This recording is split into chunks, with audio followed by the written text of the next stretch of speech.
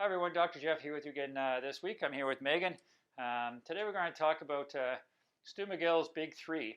Stu McGill was a prof here at U of W for years, and he did a lot of stuff on low back pain and causes low back pain, and he's come up with what we call the Big Three. So 3 exercises to really work on your core. When we're talking about your core, people look at the core. We've got this big round thing here.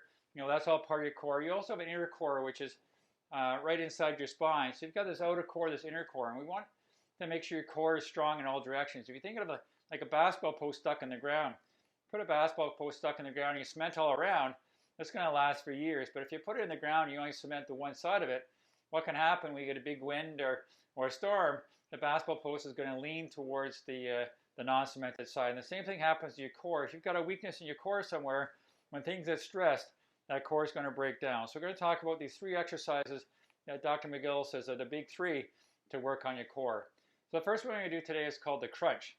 So with the crunch, we're going to work on your abdominals. So you can Megan bend her knee up like this. She's going to put her hands just in the small of her back there, just to support the back a little bit, and you can actually feel your core engage when you do this. One thing we want to do is we want to make sure that the upper part of your back and your neck works as one. We don't want you lifting your head up this and straining your head. That's really not doing anything with your abdominals. So what we want to do is we'll have the whole thing lifts up like this, and you're really going to feel this engage. You're going to come up, you can hold for 5 seconds and go back down again. Back up again, and really don't flex your neck. Keep everything nice and straight, and back down again. So that's called the crunch. All right, so that's number 1. So number 2 we're going to do is something called the bird dog. So with the bird dog, you start on all 4s, and we want to keep this very straight like a plank. So we're going to tip down, come back just a little bit to get your pelvis in a neutral position. So now we're going to be nice and straight. So what we're going to do is we're going to lift one arm out, and we're going to lift the opposite leg out.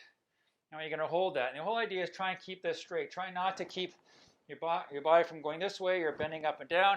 Then we come back down. Now we're going to do the other side. Same thing. Try and keep this flat. Keep that straight and back.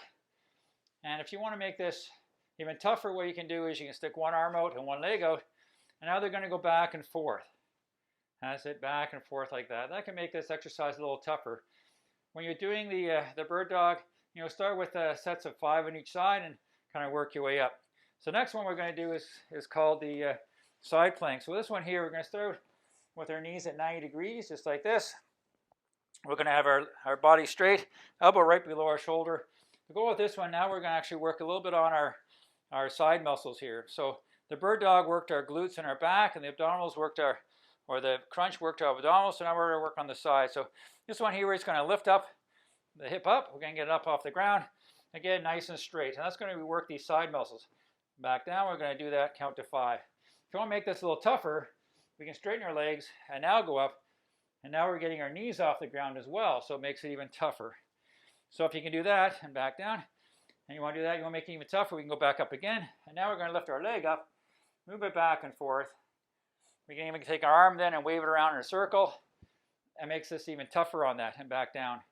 So with the big 3, we're going to be working the abdominals with the crunch, we're working the glutes, the extensors with the bird dog, and we're working the lateral obliques here with the side plank.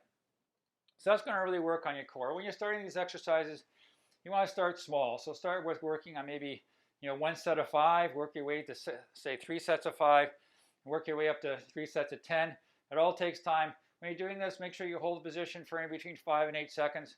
And if you get even better at that, again, you can move on to doing ones that we showed you with a little harder, and then you can get on to using a bazoo or another unstable type of surface to work on getting your core even stronger. These are the simple big 3 that Dr. Stu McGill has recommended we do to work on our core.